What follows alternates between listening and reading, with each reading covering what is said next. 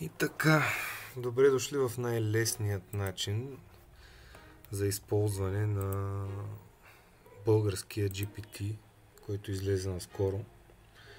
Insight Institute BG GPT-7B Instruct. Всъщност това му е най-лесният деплоймент, поне за мен.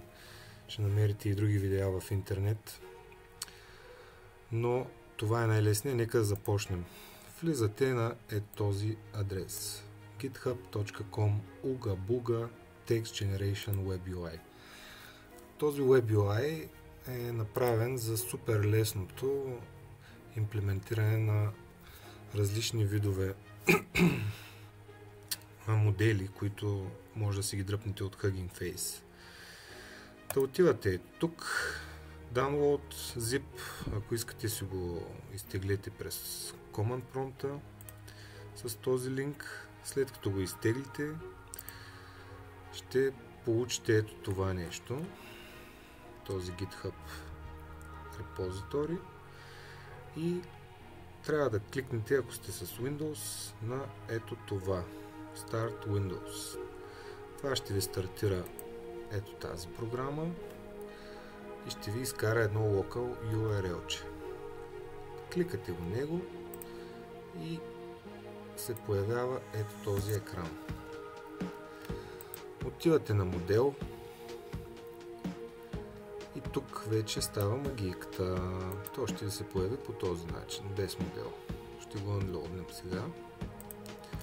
Този модел, който съм го лоуднал вече. И отиваме на всъщност Hugging Face. Линкът.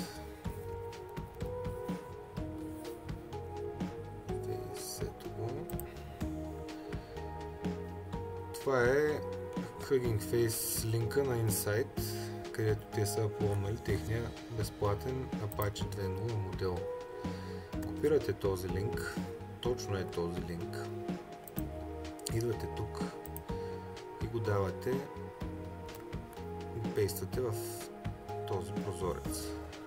Цъкнете на Get List, за да сте сигурни, че сте на правилното място, и ако ви се появи това, значи сте на правилното място. Кликате Download и ще ви изпише започва се download.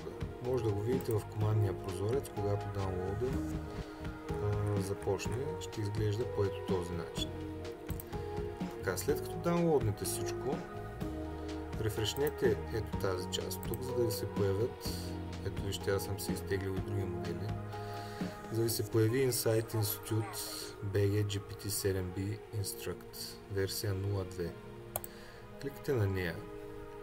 И това, което аз съм забелязал, че на моя компютър, който не е лош, но не е нещо кой знае какво, с GPU, мисля, че е GeForce 4050 RTX, надупваме тук до край GPU Memory in megabytes, слагам го на BFloat 16, лоудвам го на 4 бита и кликам Load. Трябва да сте на Transformers. Ето е, тук ще ви изпише Loading Insight Institute BG GPT-7B Instruct версия 0.2, което е, сега те казва, че не е файнтюннато, но е трейннато на основата на Mistral.